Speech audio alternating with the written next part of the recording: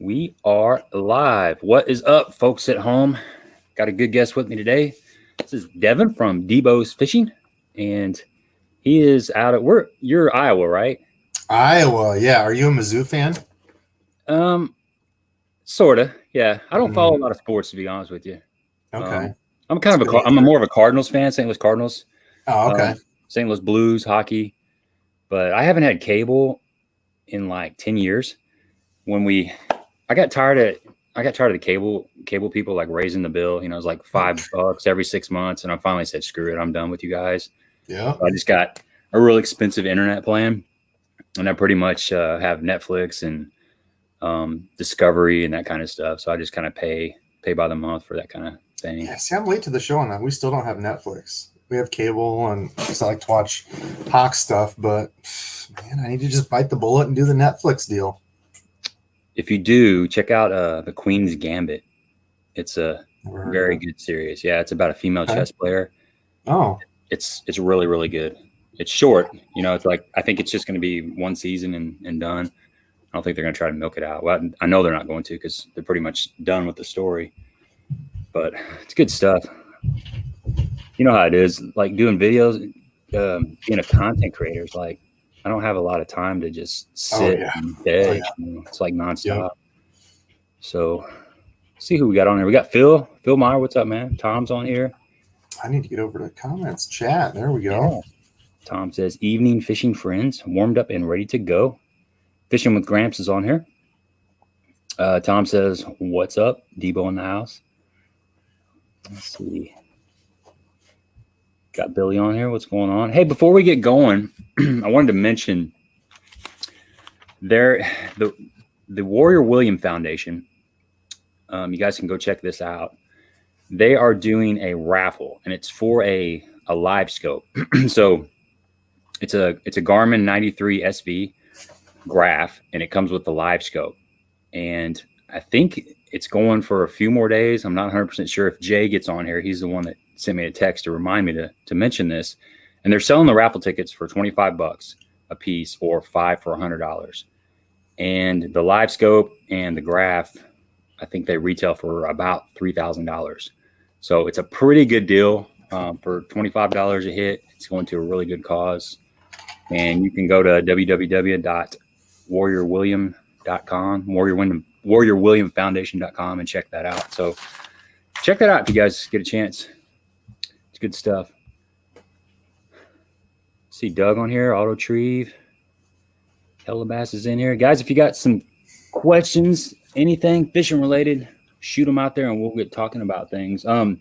So, you know, I was going to start out with how you got started in the whole YouTube thing. Yeah, I started, it's been end of 2017, I think, is when I started my channel. 2018, somewhere in there. But really, like, I've fished my whole life. You know, as a kid, my old man had me out in the boat when I was, 5, 6, whatever. He was a big bass guy, never like into tournaments and all that stuff. He just loved to fish, but we've always had a boat. So I grew up fishing, took a little bit of a break through college and stuff. I focused on some other things, and then kind of came back to it after I got injured. And it was, kind of one of those things I could do. You can fish till you're, as long as you can get out there and keep going, sit on the bank. And so I was fishing, had some buddies, and they're like, "Dude, you're doing the fishing thing, helping us, teaching us. Like, there's people that do this on YouTube." And like, I was anti social media stuff, like never had Facebook, never had any of that stuff. Instagram, I'm watching a little bit of YouTube and stuff, but like, yeah, there's these people that do it. And I think I ended up seeing like an old flare video, and like, gosh, I want to say, why am I blanking right now? YouTube fishing vids. I can't even think of his name right now. Why am I blanking? Anyway, him, I know there was like Fluke Master, a bunch of people that have been doing it forever. And I watched some of these. I'm like, yeah, you know what? I'm going to do it. Try to share my story, help some people. And that's kind of how it got started, and went a lot farther than I ever thought it could. So yeah, it's banging, dude. Was it Lake Fork guy? No, Cornell. There we go. Cornell over at YouTube Fishing Vids. Yeah. Okay, gotcha. He just did another video. I've never talked to the guy or anything, but he was one of the real down to earth dudes fishing. I watched some of his stuff, and I started trickling and watched some more. And now that I have, a full-time job, kids, doing YouTube, like I don't have time, like we were just talking about, I don't even have time to watch YouTube. And I feel like a prick because there's so many people, Hella Bass, Fishing with Gramps, Tackle Junkie, all these people I see commenting. I can't even keep up with videos. Like there's so many good people. There's so many, different ways you can learn in fishing now. Like Dad and I were just talking about this because, when me and Pops would go out in the boat, we had like, I'm here in Iowa, we had like the Iowa Fishing Atlas, paper, maps, things that people don't know about anymore. They used to have these things. They actually existed at one time. Right. And we looked at these topographical maps, contours, and now you've got so much you can go off of, free topo maps, bajillions of channels out there, find somebody you like and learn from everyone, it's crazy now. Yeah, I had one of those, I think it's called like a gazetter or something. You can buy it for the whole state, and each page is like a section of the state. And I used to look at all the different county roads and see where creeks and rivers crossed. And, I just, on my day off, I just go find one. And, they still like it's ours is like the Iowa Fishing Atlas. DNR puts it out, and like you can get it at Walmart or whatever, but it's like a huge book of like all the big main, lakes and everything. Like it's awesome. Yeah. And you're getting, it allows you to get off the beaten path. You don't have to go to the real popular access point. Yep. You can really do some study and find a little gravel road that hits that river, 3 miles down the main road. Right. And you've almost gotten, virgin water there. You just got to put in the time. See, Victor Hernandez says he went 6 cents instead of Googan. So whatever that means. I think, dude, it's funny. It's the like, I don't know. I don't get it. Like, you have to either love Googan or hate him. And I have nothing against the guys. Like, I admire their drive. And, I think there's a lot of jealousy with Googan. Like I was talking about, I watched some of their old videos and they were garbage. Like, their old videos were junk. They were kids. Their videos sucked. Man, they grinded. And now they're, I think that's a lot of the deal is people don't like them because, they talk about their baits all the time and all this. And it's like an infomercial on, every video I hear about. And I don't know. It's kind of funny. The fishing industry is a funny animal. I've thrown some of the Googan stuff and it's pretty solid stuff. It's real soft, like the Bandito bug is something I've thrown around, and they work, they catch fish, but it's kind of like a one and done type of deal. You might get 2 fish out of them from the experience I've had. I've got some of their swim baits that I bought about 2 months ago. I think it's called a saucy swimmer, and I haven't thrown them yet, but I like the colors. They have some pretty cool colors, a little bit different than a lot of people. So I don't have a problem with them. It's all what you're into and what you have confidence in and what makes you feel good. And if you're having fun, you don't have to have a beef or grudge against anybody. Yeah. I think most baits are really good nowadays. It just depends on what you want to buy. A lot of it's accessibility. I fish a lot of Zoom products and Strike King products simply because I can go to Walmart or I can go to Academy and pick that stuff up. Now I'll order some unique stuff off of, say, Tackle Warehouse or, Omnia Fishing or something like that. But the staples is what I typically fish with, just because I can go and pick them up anytime I want. Yeah. So, availability and confidence, man. Like, so much of fishing is in your head. You get one company, one lure, and you have a banging day on it. And you're just like, dude, that's it. Like, I know I can catch fish anywhere on that. You have a couple good days on it. And it's like, like you were saying, Zoom, like you have a great day with a Zoom fluke or brush hog, like you're bought in. You're like, dude, I love Zoom stuff. And, you start getting more of it and you build that confidence and that relationship kind of with that company. And that's so much of what it is. How often have you heard a guy when they start talking about rods and reels, they say, well, I'm a Shimano guy. Like, right. I remember hearing that all the time growing up. And like, honestly, I never bought a Shimano reel because of that. It was like these pretentious jerks were like, well, you throw that, I'm a Shimano guy. I'd never be caught with that Quantum. Quantum was huge back in the day. But like, that always just kind of makes me chuckle. You hear guys that are like, I'm a this guy or I'm a that guy. So it's like, so much of it is just your preference. And yeah, I kind of chuckle. The drummer, my good buddy that I play bass, and he's the drummer that I always play. Oh, sweet. We've been in several bands together, but he was always and still is a huge fish fan, and he was always he was always all about John Fishman, the drummer for Fish, and Mhm. just talking Fish and talking Fish. And they were really good. We covered some of their songs, but I kind of had a little grudge against Fish just because he was talking about them all the time. It's kind of like what you're talking about being a Shimano Yeah. guy. And Yep. it was stupid because they're an amazing band. They're all great musicians and stuff. And now as I've gotten older, I've kind of let that go, and now I enjoy them. But man, when somebody starts talking about something, you almost build like a subconscious wall against it. It's weird, man. It's weird. Yeah. But yeah, it's kind of like if somebody that buys a Ford or a Chevy for the first time, they're more likely to buy another Ford or a Chevy if their dad drives a Ford. If they have a good experience. Yeah. If they have a good experience. That's right. Sure. Yeah.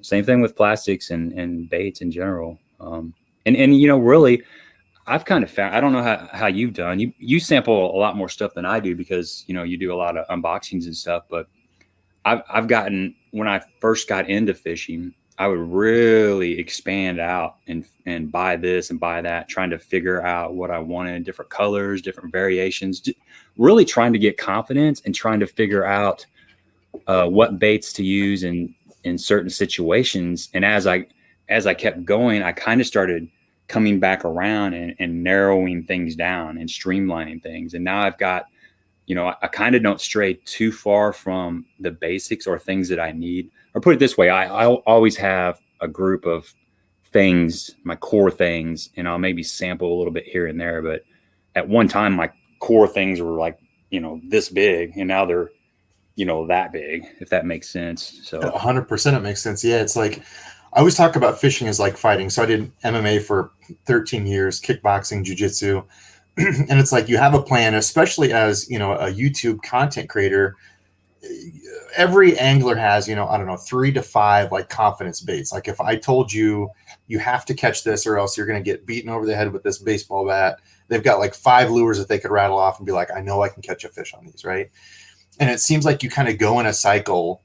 And I think like being in YouTube kind of forces you to go outside of that comfort zone a lot more because let's say a wacky rig, like a wacky rig stick bait is going to catch fish almost everywhere, right? And if you wanted to just go out and catch fish, you could take that and a couple of your confidence baits and catch fish. But being a content creator, nobody wants to watch the same thing over and over, right? So it's kind of this conundrum of like, how do you fish your confidence baits, but also go outside of this and like try new stuff and show different things? Mm-hmm. And it's like that juggle of, and even if you're not doing like the YouTube stuff, I think everybody kind of goes on that path of they go out and they fish the same thing over and over because they have confidence in it. But then there's that one day where even they can't catch stuff on their confidence baits. So then they start kind of going outside of that circle of, well, maybe I'll try this or that. And they kind of try a handful of things. And then one of those catches fish. And that kind of gets brought into their confidence circle. And then, something else kind of gets replaced. It's like this, almost like a revolving door of baits at times. Confidence things kind of come and go. Like, I don't know, a couple years ago, like the Whopper Plopper. Like I never bought into the Whopper Plopper deal. Finally picked one up and had a couple years of just destroying on it. And then, a couple years ago, I didn't really fish it. Not for anything bad. I just fished other stuff, and I haven't really fished it a lot. I didn't fish it hardly at all last year. It's like you just kind of go in cycles. Yeah, you do. Like the tube. The tube is a bait. Man, I used to fish a tube all the time, just a Texas rig tube. And then I got away from it a little bit. And then I was introduced to the stupid tube when I was fishing the BFLs down on Lake of the Ozarks. There was this one guy, he was a co-angler, and it seemed like he was always staying in the same motel as us, or hotel. And he actually owned Charmer Baits Company. And he was like, man, you need to be fishing this stupid tube. And I'm like, what is a stupid tube, man? I already fish a tube. Why is it got to be stupid? And he pulled one out of his box, and he's like, just take this, try it. So I sat on it. Then went to the regionals, and where was that at? Neely Henry, I think. Yeah, Neely Henry. And anyway, we weren't getting bites on anything. It was kind of tough. And like the last hour of the day, I tied this stupid tube on, and I got 3 or 4 or 5 bites. It was something that I had confidence in a long time ago, but it was a new rigging method and a new bait. And I fished that almost solely that bait for the next 2 days and did really well in it. And then I kind of put that in my arsenal, but I've gotten a little bit away from it now, and I'm starting to pull it back out again. But it's just, it's cycles, dude. It's just ups and downs and all that stuff. Very interesting. Let me look at some of these comments to see what's going on over here. I'll tell you another bait that I caught some good fish on the last couple of days. I actually brought it in. Let me know if you recognize this. It's kind of a dead giveaway. It's an old heading. Big yellow eyes, an old heading. It's the old Chug Bug, man. Yep. The old Chug. Dude, I forgot about that. I was smashing them yesterday on this thing. They wouldn't hit. Well, it was, so yesterday was mid 60s. Rebel, right? Rebel Chug. It is a storm. It's a storm. Oh, Chug. storm. Yeah. I was thinking like the Rebel Pop R with the big yellow eyes. Yeah, you're right. Storm Chug. Yeah, and I think that's called Baby Bass. I think is the color, but it's got that kind of off-white belly. You know, I guess it's kind of a bone color belly. My camera's not the greatest, but nothing fancy. But yesterday was like a overcast, kind of drizzly type day, and it was just like a topwater day, kind of like that spinnerbait video you did. That kind of day. It wasn't as cold, but it had that kind of. It just had a feel to it. You could feel the barometer was low, and it felt like this is a topwater bait. And I was throwing just the spook, the one knocker, like the super spook in a bone color. And I had one blasted like right off the bat. And then I went down this good looking stretch of bank and never got another bite. And I'm like, I know they're going to hit topwater. So my buddy Dave Halm has been telling me, he's like a Chug Bug geek. You know, there's people like Wigglewort geeks and, he's the Chug Bug is his deal. Right. So he's been telling me, man, I've been catching them on Chug Bug. And so I pulled one out of my box, and I mean, it only took probably 10 minutes and I had one. And then about another 10 minutes, I had one. And it was funny, dude. It was the bait for the day. It was cool. So dude, the jitterbug, I mean, yeah, I forgot about the jitterbug in the like evenings, dude. The jitterbug was stupid. Like right as the sun was going down on ponds. I can't tell you the last time I threw a jitterbug, you know? Same here. I got one of those big musky ones. It's got 3 hooks on it. Have you seen one of those? Dang. I've not thrown one of those. No, I've seen them, but I've not thrown one. Yeah, like the one, really like large. 190 or 200 whopper plopper, those big musky ploppers. That's the original one. Let me check some of these comments here. These people are talking about. Says you're talking about. What are they talking about? Let me back up here. I think it's the old bandito bug. I think fishing with Gramps and somebody else was talking about. You kind of mentioned the durability of the Googan baits. Somebody was telling me, actually it might have been my buddy Hernandez was telling me, I think they changed the recipe, or I don't know, whatever they call it. Was supposed to make them more durable because like that was my thing, is they have some cool different stuff. Like I like their trench hog, but the rest of the stuff is like, some of the things look like there's the whole, is it a rage bug versus bandit? Not going to get into all that, but like you were saying, it was kind of the one fish and done, kind of like a Yamamoto. A lot of the Yamamoto stuff you throw, it's one and done. Yeah. So I think they were saying with a lot of the stuff, they changed the recipe. It's supposed to be more durable. So I don't know. Yeah. The beaver baits from Reaction Innovation give me as much confidence. Threw a rage bug the other day and it felt so foreign, even though they are similar. Yeah, that's one of my go-tos. But I tell you what, I've seen days fishing with my buddy Jerry where he's throwing a D-bomb out of the back of the boat, similar color, and I'm throwing a beaver up front, and they're not touching my beaver. And I don't know why. It sounded kind of strange, but they won't hit that. And but they would hit that D-bomb. So yeah. Oh, this took a weird turn. I'm really a dude, man. But anyway, they will at times show a preference for something, even though it looks like the same thing. I don't understand it. Maybe it's a different vibration it's putting off. Yeah, that's a hard thing to test, dude. I ask that question a lot, and it's like, was your buddy throwing to those spots first? Was your buddy throwing in the heart of those, whereas you were throwing on the outside? What, that's the tough part, is there's so many variables, and it's so hard to pinpoint it. Maybe it was the color. Maybe his color was just a little bit different. I don't know. That's the fun part about fishing, is trying to figure that out. Did you end up switching to what he was throwing? I did, man. I did. Did you start catching him? He never caught a fish behind me after that. I got a video. It was the bait, man. That's crazy. I'm a decent pitcher. He's a decent pitcher, and we were really kind of hitting the same stuff. We were going pretty slow. That pretty much solidifies it then, yeah. Yeah, and I caught two. I caught two between 4 and 5 pounds after I switched, because finally I'm like, dude, give me one of those baits or you're going on the bank. And Yeah, so here, something's going on. How something's big was going the on. difference in color? Was it like a big color difference? It was a little bit different. Yeah, it was a little bit different. It was like a. That's cool. Let me see. I might actually have it here just to show you. It's not. I mean, it's a little bit of a difference, but it's not like. It's not like June bug versus green pumpkin. Yeah, and there's some places where like I feel that's a big deal, and it's so hard like to pinpoint that, right? Like I was just reading one on a message on the spinnerbait video. Somebody said I caught probably, I don't know, 4 or 5 fish where they were all hooked outside the mouth, and I just kind of figured they were grabbing at the blades. I saw that. So I ended up throwing a trailer hook on them, like, you know, just in case. And somebody made a good comment of like, you know, how do you know? Because I've heard like when they're doing that or they're just kind of swiping at it, it could be a color thing, it could be a retrieve thing. You know, there's like a number of different variables. It could be a different trailer, and I'm like, dude, that's the question. I don't know. Like, I'm not a pro. I was thinking they were hitting the blades too. I was just watching that bit. That was my guess, because my guess is they're grabbing those and I'm hooking them underneath. You know, you're feeling the blades, and then when you set, you're hooking. You're setting up. Yep. Makes sense. But you don't, like you said, you don't really know. You're not a fish. You weren't down there watching what happened. It's just kind of speculation. So here's the 2 different colors of the baits. Okay, so this is the Reaction Innovations Sweet Beaver, and this is the Dirty Sanchez. Okay, this is one of my confidence colors, hands down. So it's you know, kind of some different colors of green, and then this is the D-bomb in the dill pickle. Okay. Oh wow, that's a lot closer than I thought you were going to say. Okay. Yeah. So very close. Yeah. So I mean, it's similar. It's not like one's June bug and one's green pumpkin and one's watermelon. But they have different ribs. The D-bomb's a little bit bigger. It's got a little bit more tail action, maybe, and it maybe has a little more glide because it's a little bit wider. And see, here's another thing. Now that we're talking about this.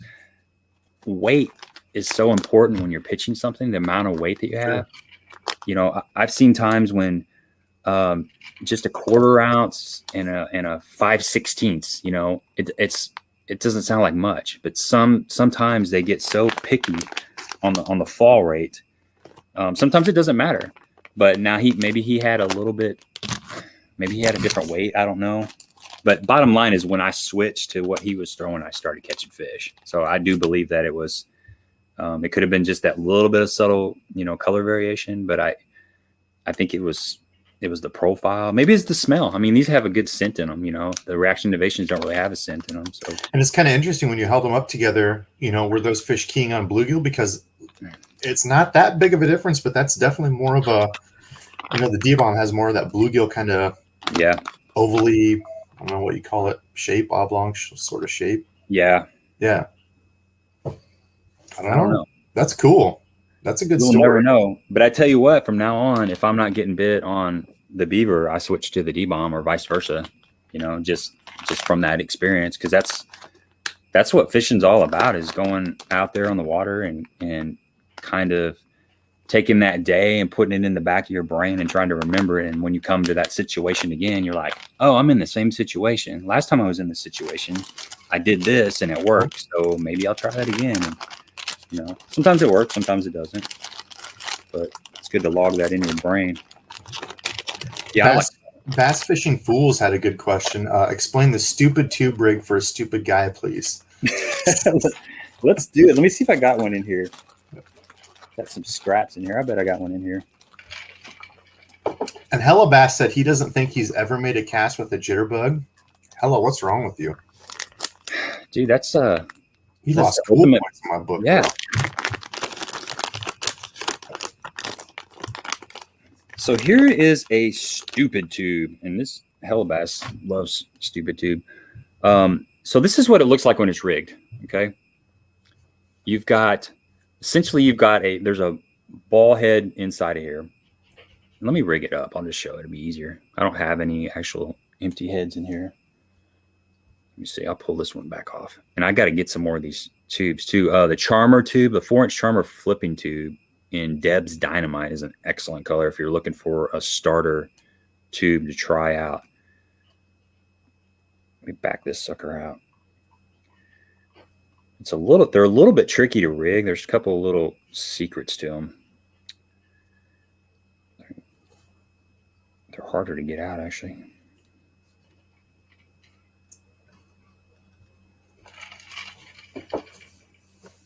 I'm gonna throw this one away and get a fresh one. But this is Charmer Bait Company. These are the tubes that I've been using, the 4-inch flipping tube. It's a pretty good tube for this hook. I don't know what Rich uses, but there's several good tubes. Basically like a 3.5 to 4-inch tube. So there's your tube, and what you do, here's what the hook looks like. And I think you can buy these out there. I had a guy pour these for me. So it's just a kind of a kale style hook, and this is like a 3/16 ounce. And all you do is you come in the top of your tube, and you want to make sure you got all your tentacles kind of branched out to the side, because you don't want to push them inside the center of the tube. But you run your hook point down through there, and you want to come up to about a 1/4 inch from the nose of that tube, because you want to allow room in the front of that tube for this. You know, you don't want it to be bunched up too far. So I'm going to come out about right in there. Okay, so that's going to leave me enough room for that head. And then real important thing is you want to go ahead and kind of moisten it up so this lead slides into the tube a lot better, and it's real salty. So, but you want to do that, and then just push this head down inside the tube. Now you got an eye, so you kind of got to work it over the eye. And then once you get it right here, you just kind of start working it in there. And then you're going to get to this point right here. So what you got to do now is you got your line ties right here. So you got to pop that line tie out, and you want to try to be in the center of this tube when you're doing that, center of this tube. And then you're going to just pop your eye out. So the eye is coming out there. I got that line tied on there. That's going to leave you with this. So you kind of want to work this in a little bit and try to get it somewhat flat. And then all you're going to do is just Texas rig this. So you just come through here, and you want to get it flat as possible. And there you go. It's a little bit crooked, but that's basically what you come up with. It's a stupid tube. Now you want this a little bit straighter. What I've done is I've crowded this head just a little bit, and it takes a little bit of experimenting. I mean, if I wanted to do this over, I would just kind of pull it back out and go in a little bit shallower with this. But this is great around wood, and it comes through rock really good. It's just a great fish catcher. I think it's a crawdad, a crawdad, bluegill, whatever. Just a great bait. I got a lot of confidence in that. Each time I look at these, I just tell myself I need to flip them a little bit more. Yeah, what was that? Can you hold that up again? I don't know that I've used their stuff before. The Charmer? Yeah, Charmer. I don't know. I've used their tubes. Where are they from? Does it say? No, I don't even know. The guy that I'll look those up. That's a cool color. The guy that owned this is from Indiana, but he's since sold it, and I'm not even sure where they're from anymore. But they're good tubes, man. They're really good tubes. Deb's Dynamite is the color that I really like, or Green Pumpkin. They've got like 5 or 6 different colors, and they're all pretty decent. But that's a watermelon, dark melon with gold flake is what they're calling that color. It's a good clear water color. Yeah, it's a cool color. These things skip really good. You just fish them just like a jig. They got that spiraling action. It's just it's a confidence bait. It's kind of like a shaky head. When you want to get a bite, you can usually put this little tube on. You can get a bite on it if you just keep it in your hands long enough. So yeah, guys around here on the Mississippi throw them everywhere. Tube is like a river staple. And it's like I've gotten away from that. I don't fish rivers a bunch. I just don't know where to go, from the bank, and I just have a little John boat. So yeah, DJ says his best bass was on a Chug Bug at 812. There you go. Dang. Enough said. Yeah. Enough said. So what kind of opportunities do you have up there as far as fishing? Do you have a ton of lakes, or do you have to drive to get to water? How's that set up there? Yeah, I'm actually pretty lucky. Like, Iowa's obviously not a bass fishing huge state. I think our record, state record's only 10 pounds something. It's not great bass fishing here. Obviously, we don't have any big pro tournaments or anything here. The closest is going to be probably in La Crosse on the Mississippi, somewhere up there, Wisconsin. But I'm actually pretty, I think, blessed after talking to a lot of people, because I have a lot of different stuff to fish. So we've got the Mississippi backwaters. We've got, I grew up fishing a bunch of lakes that were anywhere from like 200 acres to 900 acres, whether that be like old impoundments, from like dugout gravel pit type things that they reflooded and made, to, cutoffs of the river that they dammed and flooded type stuff. But I mean, I've got anything from like super grassy lakes to lakes that are gin clear, you can see like 20 feet down, to super muddy, dirty stuff. Like I kind of have a mix of a little bit of everything, which is fun because, I talk to some people who only have, big clear water reservoirs, or like Jim, who was on your Tackle Junkie. He's, mainly got a bunch of really muddy, dirty water. He doesn't fish any clear stuff. So it's kind of cool to mess around and play in a little bit of everything. So yeah, well, Jim's going to be fishing some clear water here before too long, hopefully, if things go right. He's wanting to move down the Table Rock. Yeah, exactly. Yeah, you got Table Rock, Ozarks. You've got a bunch of things down there, and we don't have any huge. And like when you hear the stuff about Iowa, and you talk to somebody here, it's like, oh, I caught a 10-pounder. Really? Where? Oh, my grandpa's farm pond, or some. It's like there's a ton of places like that. Private farm ponds, or stuff out in the boondocks. A lot of it's private, which stinks. But yeah, right. I cannot say this. How would you pronounce this tag here? Great bad. Great bad. Great bad. The E is the 3. Yeah. Yeah. I don't know. Okay, we're going great bad. He said the Sanchez kills in clearish water. Usually go to the tramp stamp because my water is typically more stained. I tell you what, though, these dirty Sanchez is kind of a all color water deal for me around here. Even when that water is like a foot of visibility, I'll just really put some chartreuse on the tips, and it works in all water conditions for me anyway. I mean, maybe you've had different results, but it's just a good all around color. I just love the tramp stamp. That's why I was shaking my head. That's my favorite color. So yeah, man. You can always tell. I'm in. Yeah, you can always tell when you got the old package versus with the girlies. Yeah. Yeah, this is the new package. Yeah. Yeah, they had to change it so they could sell it in Walmart, I think. Yep. Yeah, he says he's had them not touch my jackhammer with the paddle tail Zaco, switched to the older tail design. They started crushing it. Yep, I know. It's crazy. That the same thing with the swim jig. Sometimes they want a rage crawl. Sometimes they want a little swim bait. Sometimes they want a menace. I don't know, man. I don't know why they're like that.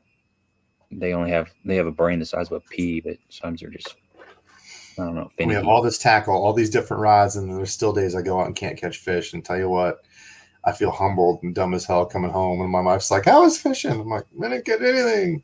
She's like, "You have all that stuff down there? You didn't catch a single fish?" I'm like, "I've already had a crappy day. Be quiet." I need more stuff. Yeah. There's a question for you right there. No visible structure. Where do you start casting wind direction? Yeah, wind direction is a great starting place, especially now, early spring here. So generally like the north side of the lake and the windblown side, and or I guess, is going to be the warmer side. So like right now we've got fish finally getting up on beds. Probably the same for you. You've got some bedding fish now. Yeah. Oh yeah. A lot of them are done right now.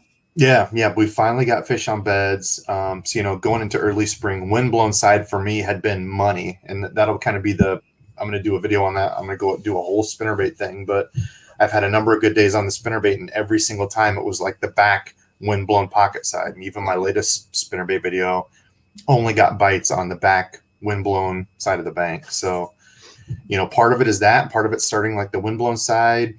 Even if you don't have visible structure, like oftentimes you can tell by the way the land goes. So if you have like a big hill that's coming down to like a fishing point, generally that point's going to keep going down past the point that you're fishing on. So that might be a place to start, because fish will use that drop off, as a highway going from that shallow water into that deeper water. So even though there's nothing visible there's no tree sticking up or anything that you can see, fish are going to be on that just like they would a tree or something, and then a lot of it is just fishing it and trying to find the submerged stuff. You might find one submerged tree, 15, 30 feet out, whatever, that holds a bunch of fish. Just kind of got to fish it to figure it out. Yep, definitely. Sometimes if you're fishing a conservation lake, they will have a map where they've dropped fish structures. Sometimes they're marked, but a lot of times they're not, and you can get kind of a general ideal if you look. Usually the maps aren't that detailed, but you can say, hey, there's only 7 points on this little body of water, and there's a brush pile off that third point over there, and then you can just start casting out there, and eventually you'll find it. Usually on a dock, if there's some kind of a fishing dock or something up here, a lot of times they'll drop brush piles about a cast or so off of that pier. That's another good place to check. It's a good place to get hung up because there's a lot of fishing line typically, but usually there'll be some brush around there. And yeah, that's a good point. Wind is your friend. Stephanie wants to know, where do you get your gold number 7 blades for your spinner baits? Stephanie, Lure Parts Online is where I've gotten a lot of my hardware for building anything lures. So you could probably go check them out. They're easy to find. Yeah, David says the only downfall of the stupid tube is that it can't be rigged once it's tied on. Yeah, you have to undo it and change it. Just one of those deals. It's part of it.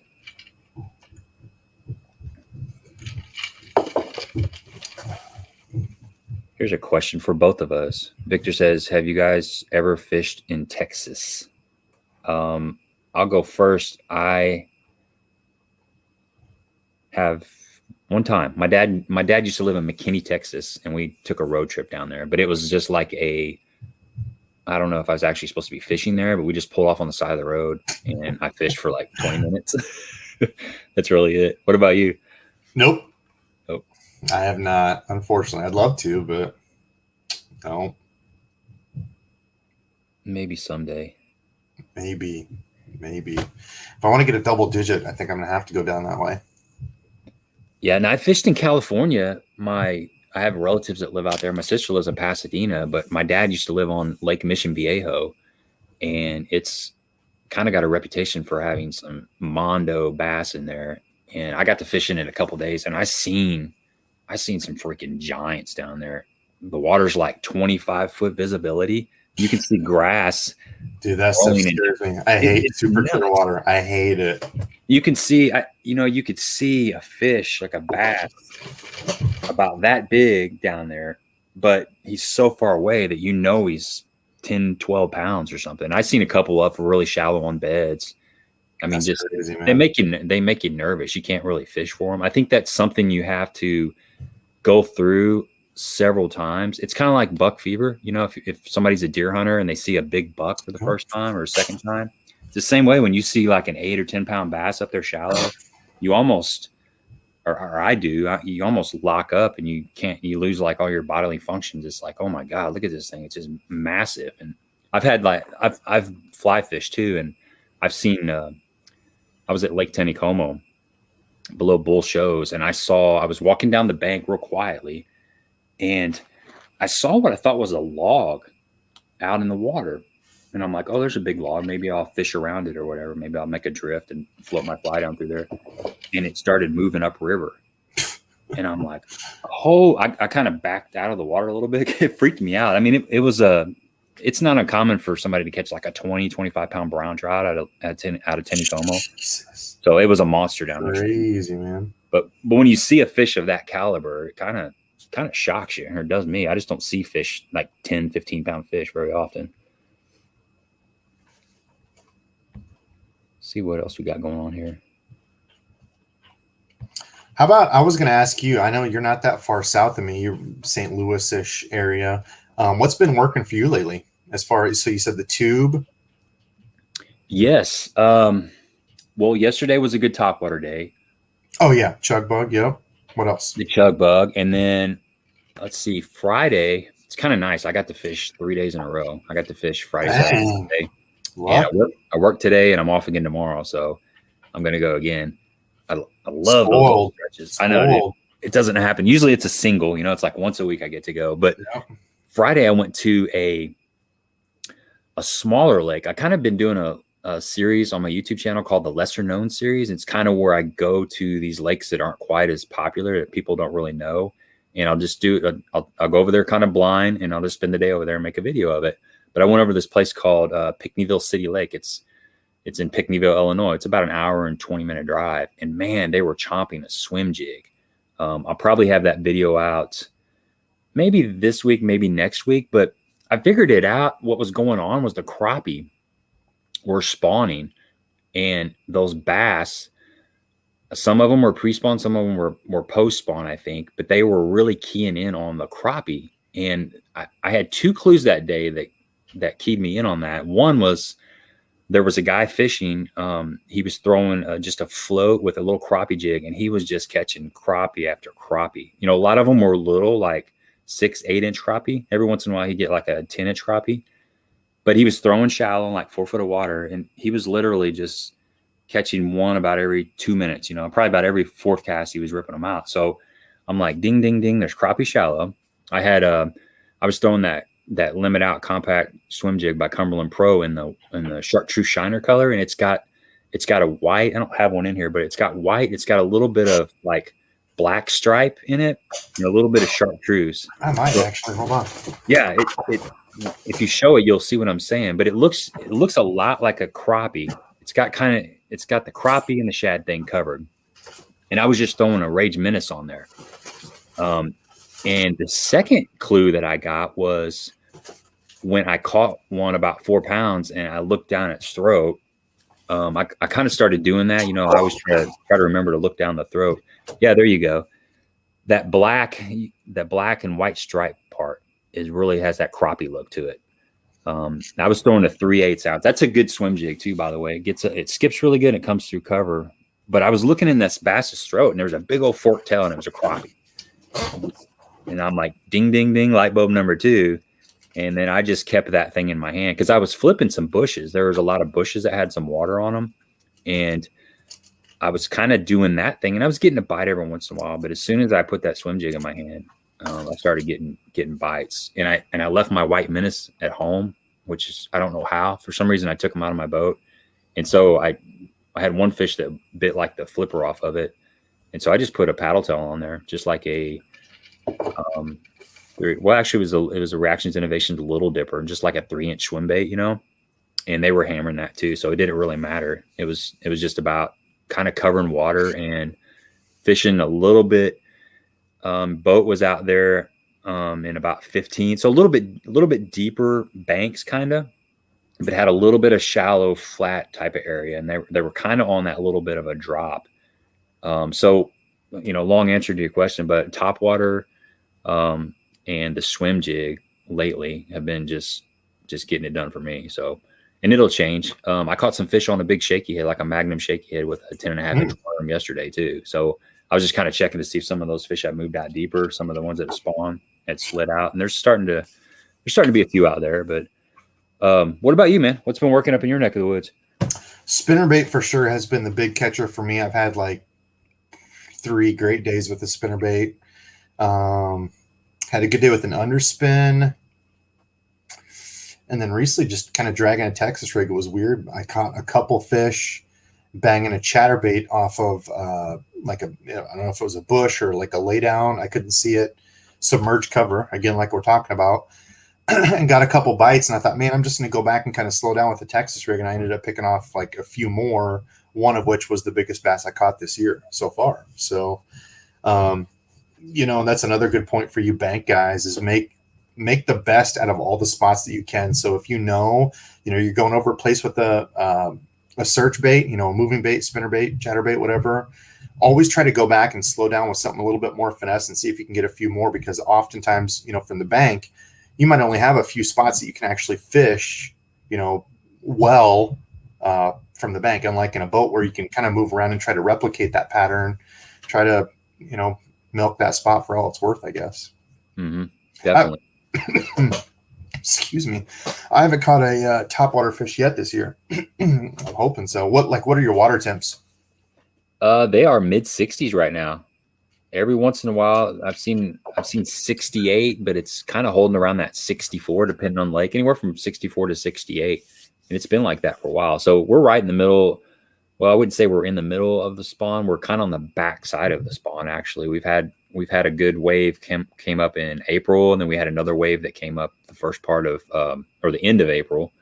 And then there's post spawn, there's a little bit of spawning going on, and I'm sure there'll be another wave that'll come up at the end of this month when the full moon comes in again. So it's, I don't know, man. I tried to catch some of those spawners that were kind of halfway on beds, and they're tough to catch. I haven't really done it enough, but they're really spooky, man. They just swim off. I mean, I've caught them on Lake of the Ozarks when they were really locked on, just to catch them, just to see if I could do it. And when they're locked on, they're not too hard to catch sometimes. I mean, the big ones are maybe, but just the smaller ones, like the 2.5, 3 pounders. But man, when they're not locked on, you might as well just give up. I don't have enough experience doing it because usually the water's so muddy around here when the spawn's going on that you can't really see the fish. You're catching probably spawning fish, but you're just casting to them. You don't really have to sight fish for them. Yep. So I don't have a lot of experience doing it. But it's neat. Now Table Rock, I was down at Table Rock a couple weeks ago, and you can see those fish on beds like in 12 foot of water. It's pretty crazy. Wow. Yeah. Fishing with Fitz says he has 74-degree temps. Jeez. Dang. Victor said he can throw a spinnerbait all day long. I can't do. I'm with you there, dude. He said he's been catching them on an underspin. Yep, I had a killer deal on the underspin myself and Randizzle. I don't know, 47, 50 fish day, and that was like in 2 hours of fishing. We ended up calling it after that, but dude, it was. You had how many fish? 50 some. Like holy it was. Cow. Yeah, man. Now, also keep in mind, his biggest was like 3 pounds. My biggest was like 2 3/4. So still fun. Like, there was at one point I think I'd thrown 8 times and caught 7 fish. Like it was just everything was there. It was silly. That's been a little while ago, but yeah, it was dumb.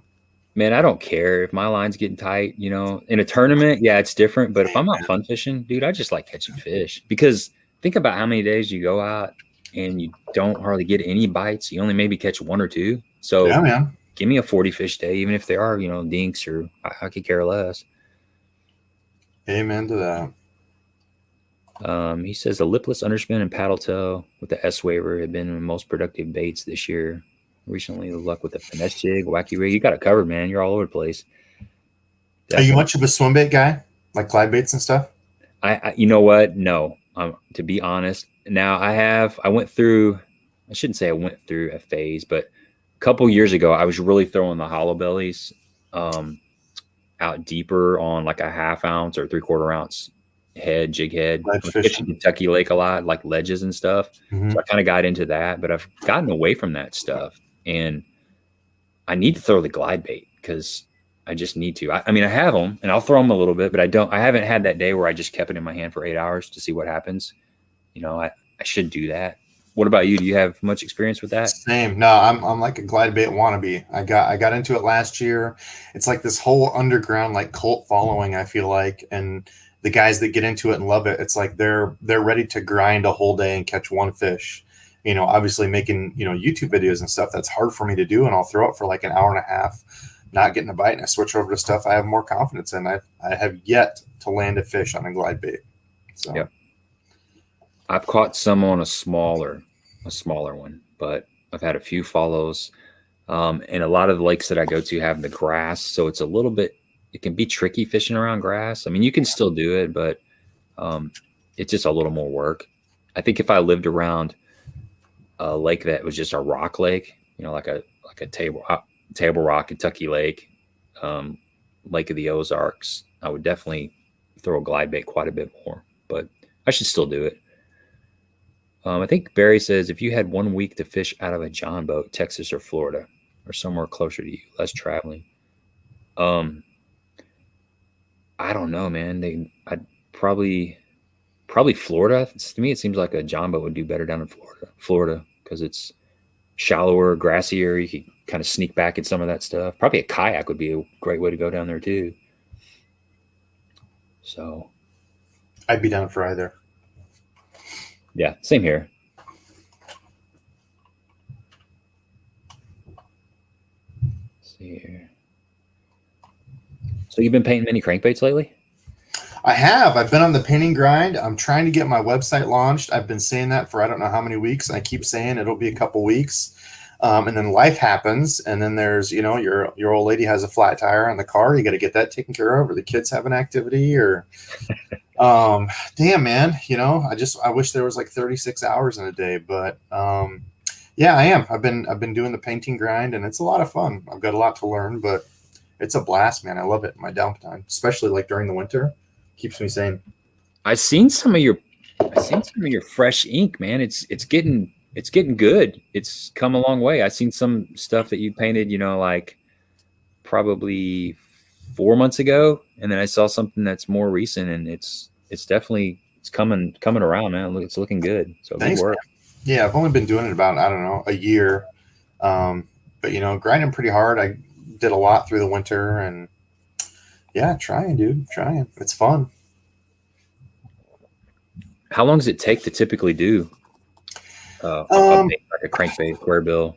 It kind of depends. Like, so that's something I have to shift, like my way of thinking and my way of painting, because once I get the website up, like the way I used to do it is I would just kind of sit down. I didn't really have anything in mind, and I would just lay out a pattern and do a bait, and then set that aside and do something different, and then do something different. But you know, once you get like you're trying to sell stuff or, you know, put stuff up, you can't be doing a one-off things here, you know, so I'll have to do more of a run type thing. But I don't know. It really depends on how detailed you want to get, anywhere from 30 minutes to an hour, I would say, you know, on one. It just kind of depends on how many different layers and how big the bait is. You know, if you're doing like a big glide bait, obviously that's going to take more time than a little, you know, a little 1.5 or whatever. Yeah, I know the guys that I know that that do a little bit of that. They like to do, you know, 6 or 10 at one time, you know, similar pattern. So you know, you spray all this color, then you switch things out and spray. I've never done it, but I've just heard them talk about how it's a lot easier to do a bunch at one time that are similar patterns. Here's a question. Scent or no scent? Berkeley has been my go-to with soft plastics. What do you think about scent? Dude, I would say it can't hurt. I mean, there's a reason that you know, something like power bait, I feel like power bait just has that stank that, like, I couldn't help but think like it's going to help get bit. But as far as like external scents, like actually putting them on a bait, I don't ever do it. I used to when I was younger. I used to use like I don't remember even what it was. Bang, maybe? No, it wasn't Bang. I think it was actually the power bait craw stuff in the old like plastic squirt top thing that I used to use. But now I don't ever use it. But I can't help but think that it wouldn't help. But I don't have a day where I'm like, I'm not getting a bite, I'm going to add scent and it's going to change my day. Not saying that it wouldn't. I don't. It's kind of like the real stuff, like real snot or real magic. Every single time I spool a reel, I always put that stuff on, and then I never use it again. I never reapply it. Like, I'm horrible at it. Yeah. How about you? Are you a scent guy? Do you put like external scent on, Bang or whatever? I do. I use a lot of the marker pins, like the spike it. Yeah, I'm a believer in the winter when things are real cold and you're fishing something. I fish a shaky head a lot in the winter, and I think when you're moving something really slow and the fish is really getting a good look at it and maybe he's following or something, I think that scent is just enough to trigger them to pick it up, in my head at least. And around the spawn, I really think that scent, because fish get funky around the spawn. I think if you can neutralize your oils on your hands or any kind of scent that you've had from maybe pumping gas, even though you didn't get gas on you, when you pump that, you know, you touch that nozzle, there's maybe the guy or the girl before you had a little bit of gas on there. Maybe they had a coffee or whatever scent. There can be like some residual scent that might be on there. Probably overthinking it, but I think that around the spawn, I think scent can really help those fish commit. But I have seen, you know, I've seen times in the boat with somebody else where scent and the color, that just dipping that tail just a little bit, gives it a little bit of contrast, a little bit of flash, has made all the difference in the world. Fishing exact same bait, like I'm thinking of throwing a little finesse worm, and I had the tip of my worm just barely touched in that chartreuse dip, spike it dip, and I was catching a lot of fish, and my buddy wasn't. And we couldn't quite. I said, "Dude, you need to dip the tail of that worm. It's got to be that. You're throwing the same weight, same line, everything." And he did, and then he started catching fish. So it was either the scent or the color or a little bit of both. But I'm a believer in scent. I'll put it this way: I don't think it hurts. That's kind of where I feel. Yeah, it's like insurance. Like I don't think that could not help. Right.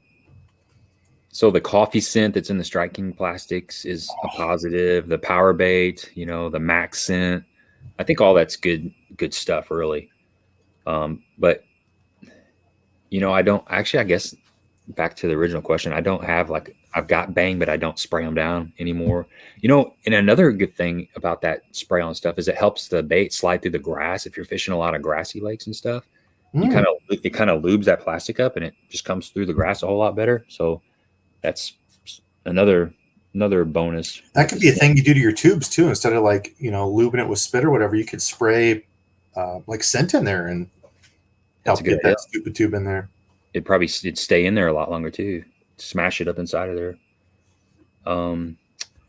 Let's see. Here's a question here. Any tricks for getting a spinnerbait to run deeper? Bump up the weight, slow it down. Lighter line, heavier weight. Yeah. Smaller blades. You can go to some smaller willow leaf blades, and if you're using a trailer, a lot of times I'll use a swim bait, like a small swim bait out there deeper. So all those things that you just said are keys to getting that bait down there. So smaller blades, heavier weight, thinner line, and slow it down. A lot of times make a cast. If I'm thinking, 15 to 20 foot to me is deep, but make that cast and free spool it and let it fall all the way to the bottom. And then I just kind of pop it a little bit and get those blades turning and just slow it. And then every once in a while, stop and let it fall and see how long it takes to get to the bottom. Typically if you're slow rolling it, you want it to be like within a foot of the bottom most of the time. So if you stop it and it's taking more than a second to get down and hit the bottom again, you're probably reeling it a little bit too fast. And of course, as you get closer to the boat, it's going to naturally rise too. But there'll be a length of that cast where it should be down. And that's really about it. If you've got current, of course, you're going to need to step up the weight even more. So I don't know. Did I miss anything you think on that? No, same, dude. One thing would be also instead of using a paddle tail, you could go to a fluke or a old, what was it, a zoom or whatever, the twin tail, split tail. Yeah, like a split tail. Instead of having something with a paddle that's going to tend to keep it up more, or just lose the trailer completely. If you're fishing with a paddle tail and it's hard to keep it down, just knock the trailer off and try that way too. That's good. Really good idea. River Billies wants to know, either of you night bass fish? All my big ones have been mostly at night, totally different ball game. Do you ever do any night fishing? I haven't for a while. There was the book of, I forget what his name was. Somebody was telling me about, but they read his book about night fishing, and all of his big bass came from night fishing. And it's like that whole thing of, big fish are smarter. They don't come out until, low light, nighttime. I don't do it as much anymore. I used to. Obviously, with YouTube and filming, it's hard, but I've heard the same thing, man. If you want to catch the big fish, night fishing is where it's at. But a buzzbait or a jitterbug at night, it's so much fun because all you can hear is the sound, and then it's just, and you literally can't see anything. It's just you're just reeling in the dark. Yeah, you got to feel for that bite. You got to let it load up. Yeah. I don't fit. Basically the extent of my night fishing the last couple of years has been get off of work at 4, go to the lake and fish till dark, and then fish another hour into dark. I used to do the real night fishing where you wouldn't get on the water till 10 or 11 o'clock and fish till an hour after sunrise. Yep. But I just, for the same reasons you just mentioned, I really haven't done that. And that's really the better night fishing, because usually most of the time that first hour or two at darkness isn't really that good. I don't understand. I've heard that the fish their eyesight is still making the adjustment, or they've already fed up right at dark, Before, and they're kind of shutting down, and then they pick it back up around 10 or 11 o'clock. But I tell you what, it's kind of creepy out there at night, though. It's a totally different ball game, like he said. Yeah, everything comes alive at night, especially if you're fishing like in a remote place. Like here in Iowa, you start to hear the coyotes, and like people that don't go out and like that aren't in nature frequently. Like you're right, like it gets creepy and weird at night, but like once you get used to it, dude, it's so cool because literally everything is alive. Things that you never think you'd see. Yes, I got a couple quick stories here that I've been out night fishing before in a boat, and a beaver will come up right next to the boat because they're pretty territorial. When you get around there, especially if they've got young, and just slap the tail, it's like it's real quiet out there. You got the frogs and the mosquitoes and all that stuff, and then all of a sudden, pow, pow, and it is all you can do. Sounds like cannonball. It scares the crap out of you. Another time I was fly fishing out. We were staying at a place called Montauk. It's a trout hatchery, but I walked outside.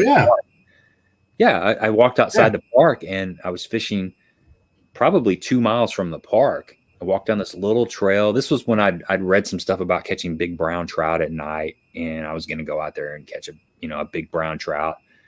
And I had my little headlamp on, but you're supposed to keep your headlamp off because the trout can see the light. So I was doing my best to just hold it down and walking. So I get down to my little spot. There's a little gravel bar, and like I said, there's nobody. There's no cars. You're out there, And I'm fishing. It's super, super quiet. You're hearing the river, and the river at night changes pitch. It sounds like there's little fluctuations in the flow at night, and you don't notice it in the day near as much. But at night, your senses are so in tune that you can hear the babbling brooks and the just the fluctuation in the water outflow. Sometimes it sounds like there's a Sasquatch walking across the stream or something. It gets pretty wild. But anyway, I'm sitting there fishing, and all of a sudden, this owl is right above me in the tree, and it's just whoo, whoo, whoo, really loud. And then there was another one right there, and they start going back and forth. And man, I was just, it was so loud. I was done. I walked out, and that was my night fishing adventure on the river. But yep, I kind of stick to the daytime now for the most part. Stephanie says she's used Bang and it hasn't worked for her. Well, don't give up, Stephanie. I need to try that. Hernandez and I need to do a video of one guy using scents on every single time he, re-upping every few casts versus not. I haven't tested. I can't tell you the last time I've sprayed an external scent on. Yeah. Okay. Have you ever hit a bat, or do you have any bat stories at night? I have not. However, a really cool deal with bats as the sun's going down, if you have kiddos. I remember my neighbor showed me when I was younger, and if you have like a tennis ball or any sort of ball, like as the sun's going down, you can see the bats coming out and around. If you take like a tennis ball and you see that bat is somewhere close, throw that ball up, and literally the bats will come swoop it to see what it is every single time. It's fun as heck if you have kids because, obviously they go off of sonar and echolocation. So as soon as they see that, they think it's something and then veer off literally at the last second. So try that. That's what I've got for my bat story. Oh, that's cool. No, I remember one time this is a night fishing story. Actually, I was with my buddy Sal, and we were at Lake Gerardo, and we were out in the boat. It was like 2 a.m, and I'm casting a black spinnerbait. I said somebody's on here talking about a black spinnerbait. And I cast, and I hit something. I thought I hit the rim of his hat. Okay. And I'm like, sorry, dude, didn't mean to hit you. And he's like, you didn't hit me. I was like, yeah, I did on my back cast. I just hit you with my spinnerbait. It's like, no, man, you didn't hit me. So I'm like, that was weird. I'm just kind of thinking about it internally. And a couple minutes later, we see a little bit of something in the water, and I shine down there, and there was a bat in the water. And I think I had hit the bat. Knocked him out, knocked him in the water. Pretty crazy. So, and another thing is, this is another little bat story. They made those little mosquito repellent. It's an electronic mosquito repellent thing that you can hang off of your belt, and it emits the sound of, I think it's the the male mosquito, and the females are the ones that are supposedly feeding up, and they don't like once they do their thing, they don't want anything else to do with the males. So it emits the males, whatever the pitch that they do. So long story short, it draws bats around you too, because they hear that little Oh, there's a bunch of mosquitoes over here. They either hear it or there's something's going on. But I had to take that off. I was night fishing at a local pond, and there were bats getting way too close to me that night. And it has to be that little. Yeah, get yourself a thermocell instead. Yes, exactly. Let's look at a couple more of these real quick. Yeah, I thought the same thing. Gary Maynard said, "Do the owl sound again." That was pretty spot on, man. Yeah. Look at that. Yeah, it's all right. Watch out. You're going to have owl swooping you. Yeah, I used to be able to, when I turkey hunted, I used to be able to do a good owl call. I used to be able to do a crow call. Never worked, though. Shadow Bassin says scents really make a difference when you're dead sticking. I would agree with that. Makes sense. I don't see a tournament happening. I don't think Debo's a tournament guy. I'm not. I'd be down. You need some guy that can catch a bunch of dinks. Hey, these dinks counts too, especially if you got a slot limit. If you got to have a fish under 14 and something over 18. Debo, you got the under 14. I'll catch the big ones. I'll catch the big ones. You catch the small ones. I got you, brother. I got you. Yeah, I wish it was that easy. Let's see here. River Billy says he legit killed a bat one night and it landed in his boat. Casted a 3/8 ounce weight and an all monster worm dropped dead in the boat. You got a hard cast then, man. Jeez. Eric says bats, golf ball, and pantyhose. Throw it up, the bat will hit it, get stuck in the hose. The kids love it. This is some redneck stuff. There's some redneck stuff coming out. Eric, I'm in Iowa. Hey, man, there's some bats that are protected. That could be illegal. Watch out. Make sure the feds don't catch you doing that. Hey, Jay. Jay's on here, man. Jay, leave a message, leave a comment on the Warrior William benefit. I brought it up earlier, but you know the details a little bit better. So if you could leave kind of the details there and how can people check out that raffle, that'd be excellent. So I had a couple more things I wanted to talk about real quick before we go. So if you were going to tell somebody 5 bank fishing baits, like what are your top 3, or just what are some of your go-tos for when you're walking around a pond or fishing off the bank? Like right now, like in the warm period. Right now, for me, I think it's going to depend kind of on who you are and what you like to throw, but I'm always going to say a Texas rig. I think a Texas rig is one of the most versatile baits for a new angler.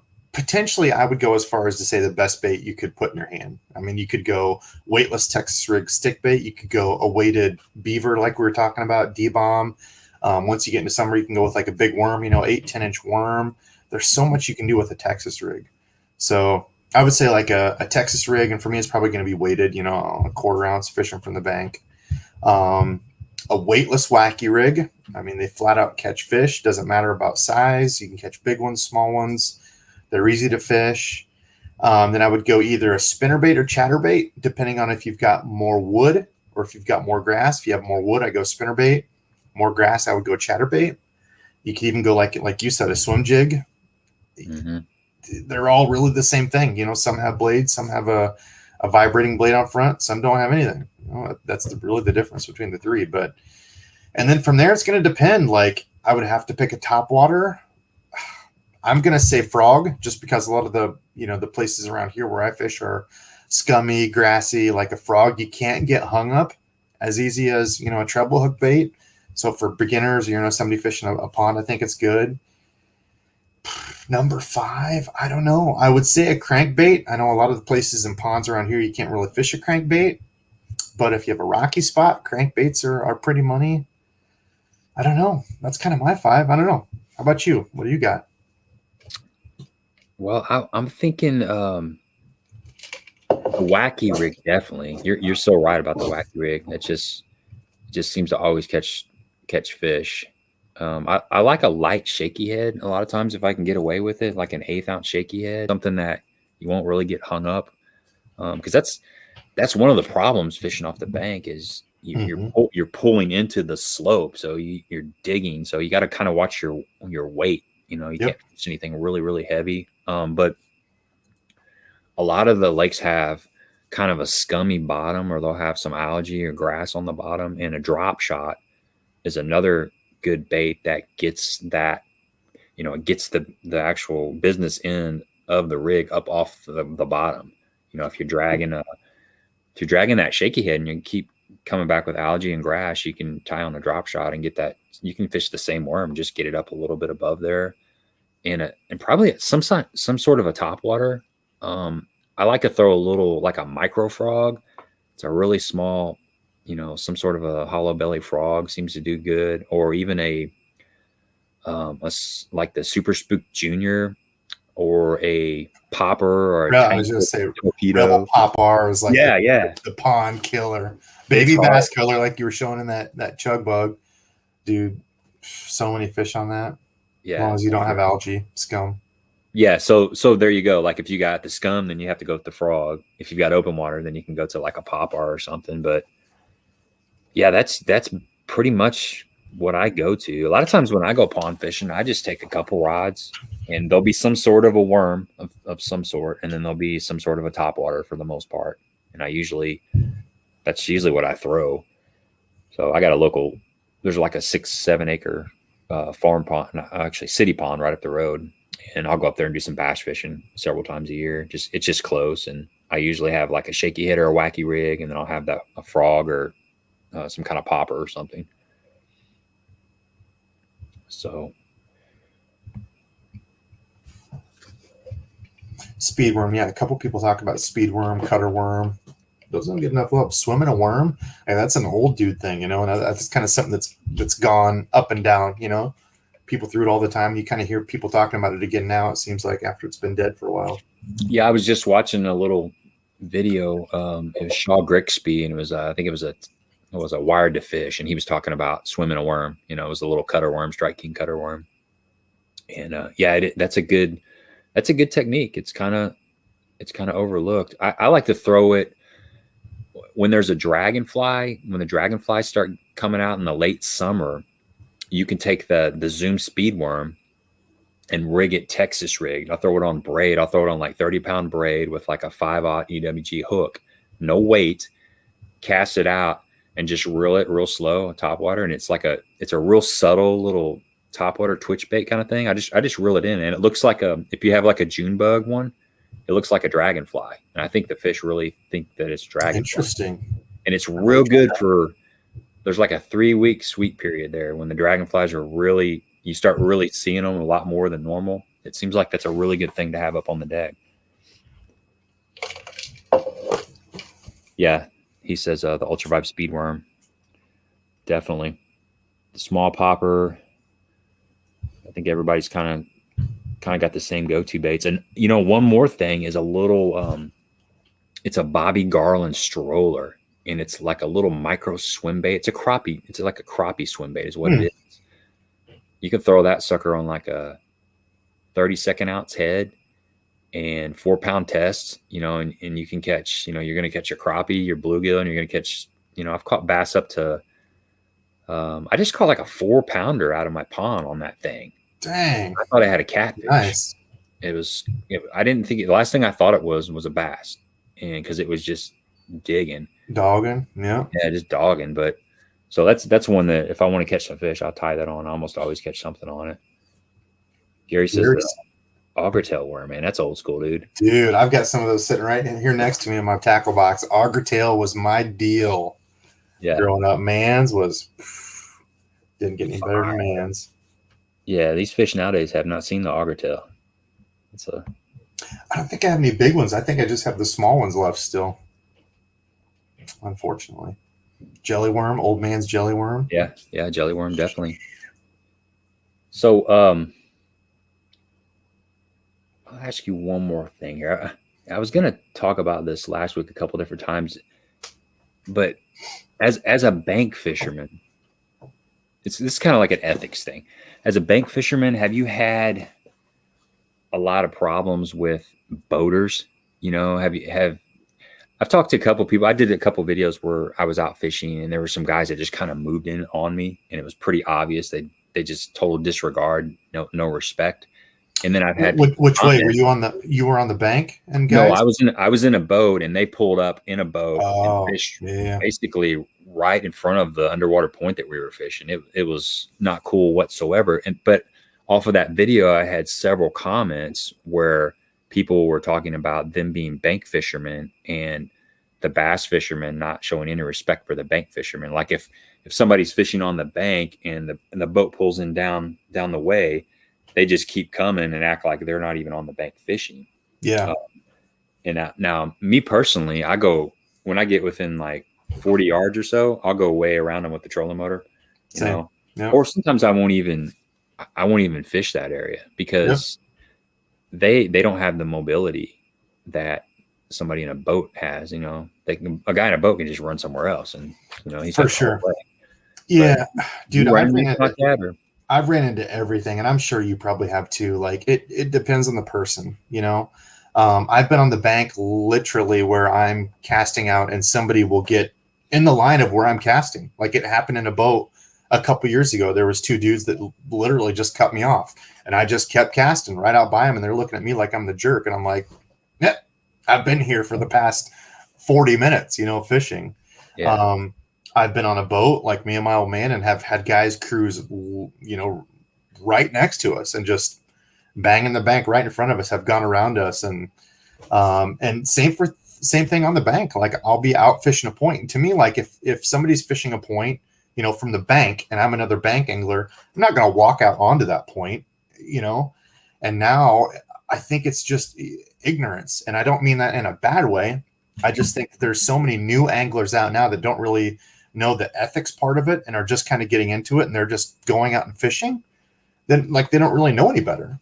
But I can't tell you how many times I've been out fishing and literally some guy will just roll up and be like, "Hey, how's the fishing going?" You know, he's a super nice dude. He's just chatting and casting right next to me. yeah, Well, it's been all right. I don't know why you're throwing that big old rig here next to me, you know, buddy. But when you can kind of tell, you know, the people that are just kind of clueless versus the people that are just kind of pricks, you know, like that don't really care. And I don't run into that as much. Most of the people, most of the time, are good people, or you know, fishing from the bank. Just don't really know, you know, don't really know any better. But I haven't ran into too many jerks of people. You know, some people make a big stink about it. Like I see some videos and people like, "Oh, this jerk was, you know, in my area," and I see the video and like the dude's clear out there in a boat, like skirting you, fishing around you, and I'm like. To me, that'd be a blessing if I had people doing that around here. You know, people are griping about it. And I think a lot of it's just show for YouTube and, you know, any sort of drama or altercation or anything obviously brings views, you know, sure. Cops called or, you know, all this stupid stuff you see out there. Like, I don't know, you know, they'll have a WTF in the thumbnail or jerk, you know, with an arrow pointing to him. It's like, dude, that guy's like 35, 40 yards out away from you fishing, you know, why? Right. So I don't know, but yeah, rule of thumb is if you're within like a cast and a half, 2 casts, like back off. That's kind of how I feel. Yeah, we have, you know, fishing a lot of these tournaments as a co-angler, you get on these bigger lakes and it's interesting how different parts of the country, there are different codes of ethics out on the water. Something like that's a good point. Kentucky Lake, the ledge fishing is notorious for confrontation. People will get right up on each other, no problem at all. Now, around here in Southern Illinois and Southeast Missouri, if you acted the same way that a lot of people do, you would get your tires slashed in the parking lot if you pulled up on people. You know, it's just a different, you know, what flies in some lakes doesn't fly in other lakes, and you kind of got to know where you're at. And even if it was okay, that's just not the way I would do things. I just don't feel comfortable pulling up right next to somebody and fishing there. I mean, same, man. Yeah, same. I've had several times where I was just in the back of the boat, just cringing as my boater pulled up super close to somebody. I'm just, it happened last week. I'm just like, ugh. You Yeah. can't do anything. You're just along for the ride. Yeah, it's kind of the same around here, like dams. Like dam fishing is a big thing. You see a couple guys, throwing around a dam, and you might see a couple other guys roll up not too far at all. Whereas if that was on like a bass lake, guys just aren't going to do that. They're not dropping down on fish. So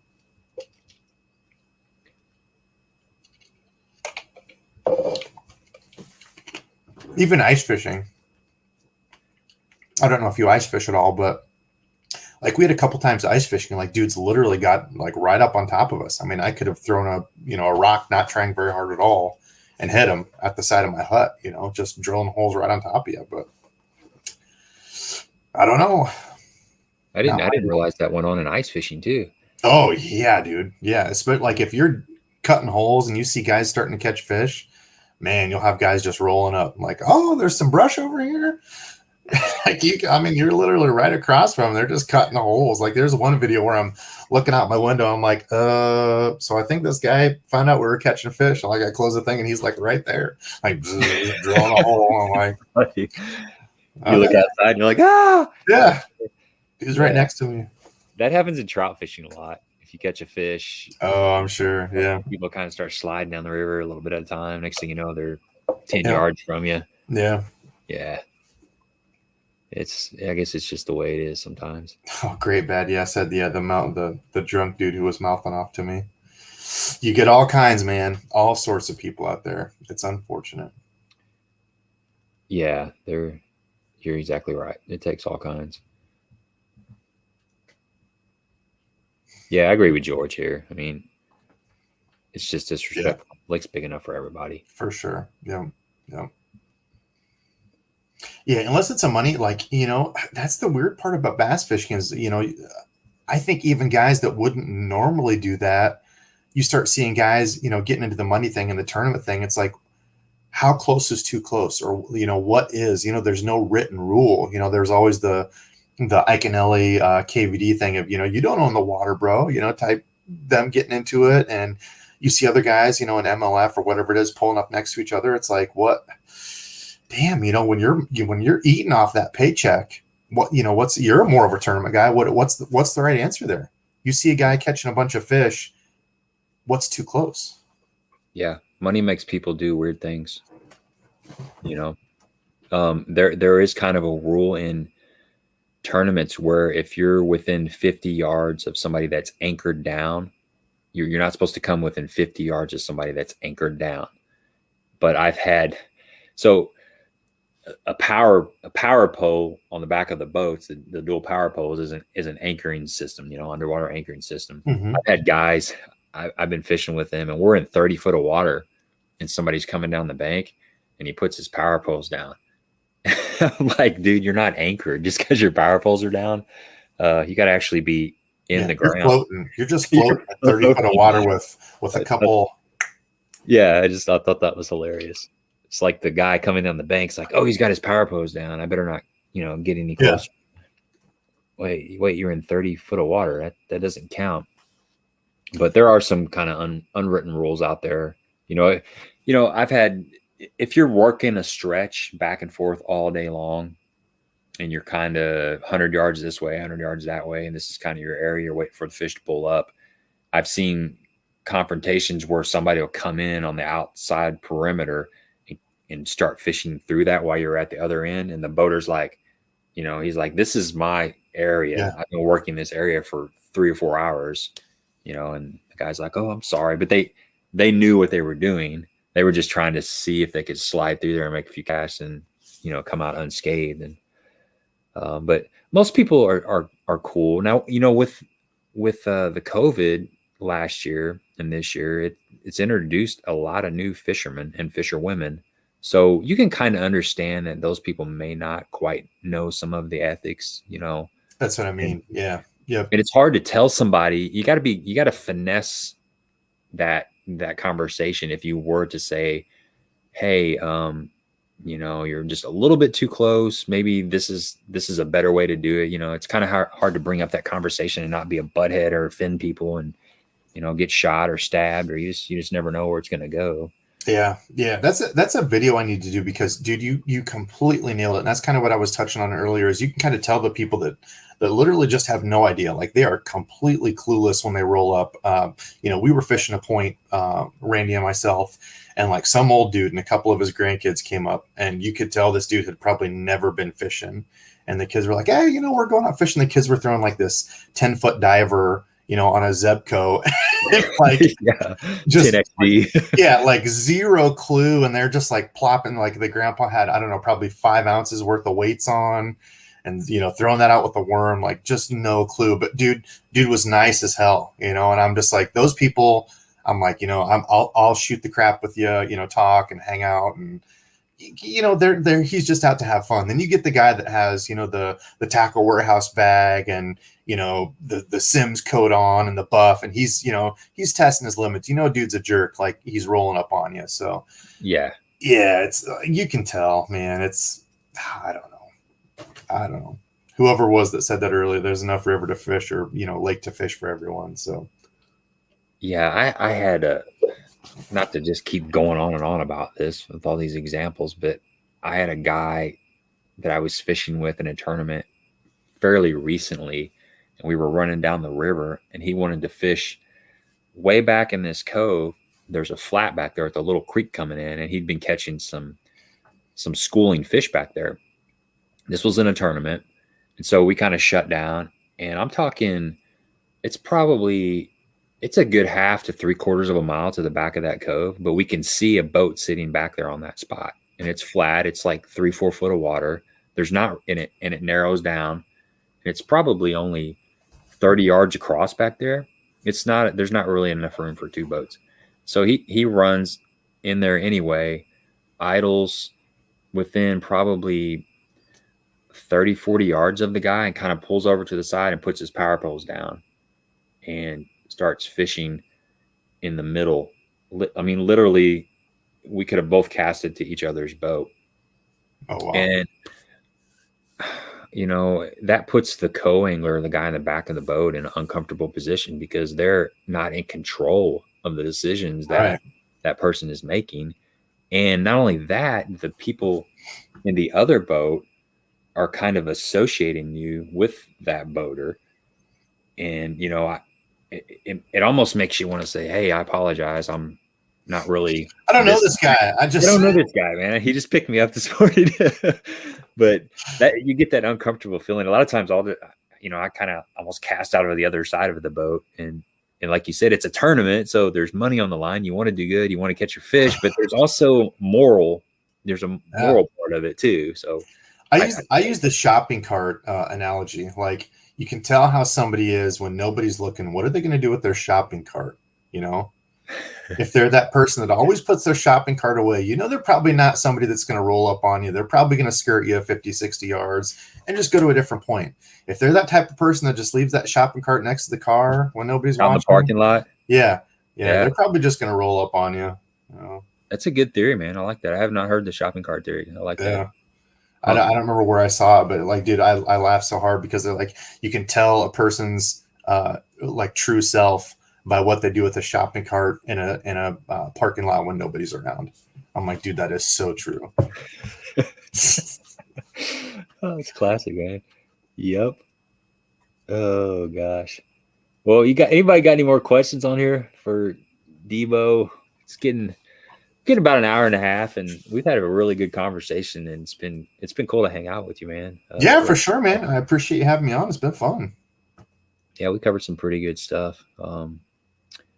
Yeah, I hope maybe we can work out getting together when I come up through Mille Lacs. I'm coming through Mille Lacs like here in a couple weeks, and I don't know if I'll be able to swing through his way, but we're gonna try to hook up with Debo and then maybe go see Rich. Right now it's kind of all up in the air how it's all going to go down, but so maybe I'll actually get to have a hamburger or something with you, even if we don't get to fish. Let me know, man. I'm down. We can go beat the banks for a little bit or do a little aluminum kayak fishing. I got one. Sounds good, man. Sounds cool, good. Dude. So, Victor said, Debo, you can win some tournaments. Get in there. If like we said earlier, if it's under 14 inches tournament, I'm in there. Yeah. So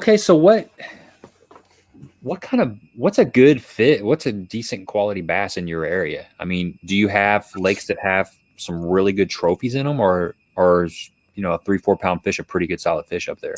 I feel like it is. Yeah, if you're catching 4 or 5 pounders, like that's a good big solid fish Sure. in my area.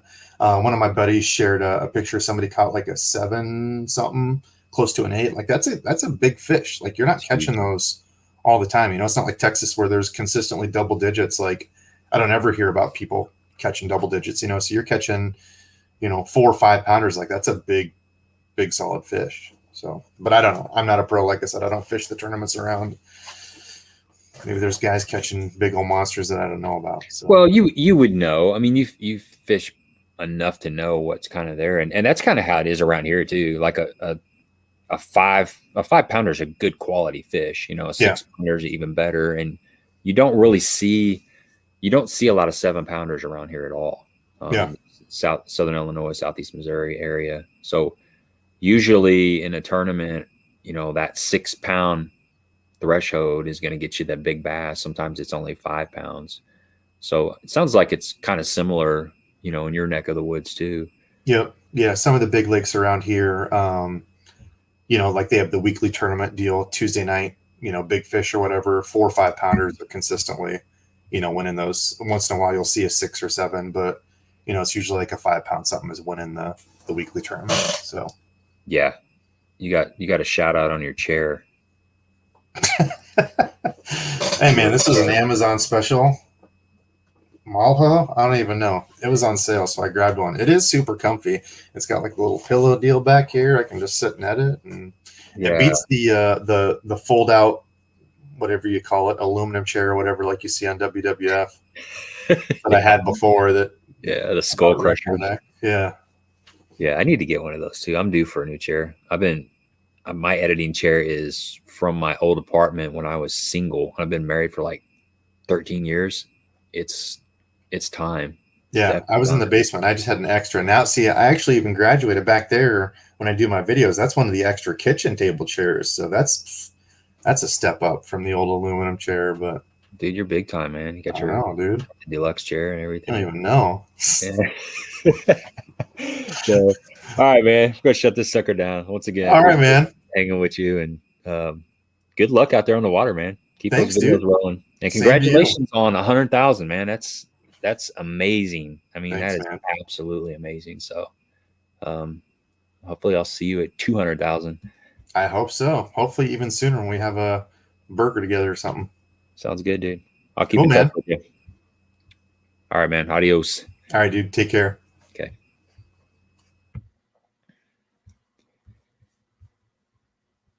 All right, guys. Good time, man. Good time. We're going to shut this down. I had some editing to do, and it is time to go to bed. But appreciate you guys hanging out with us tonight.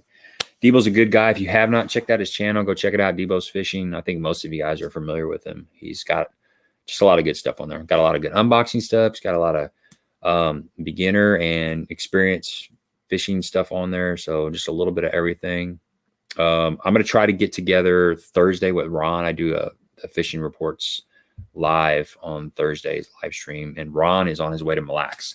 But I talked to him yesterday, and he said he's pretty sure he's going to have some internet connection up there. So we may be doing a live stream where Ron is in Mille Lacs talking about crappie fishing, because you can't fish for bass or walleye right now. So he's going to be doing some crappie fishing, but he'll actually be out there doing some scanning and stuff like that. So he'll have a report from up there, and also he will be talking to some people that live in this area. And I've got several reports from different lakes around here. I've been fishing my butt off, and I'm going to go again tomorrow. So that's Thursday at 7:30 Central. If you guys are new to the channel and you want to come back and hear some people talk about some fishing stuff, welcome you to come check that out. But it's all I got for you guys. Really appreciate you hanging out, and we'll talk to you next Thursday.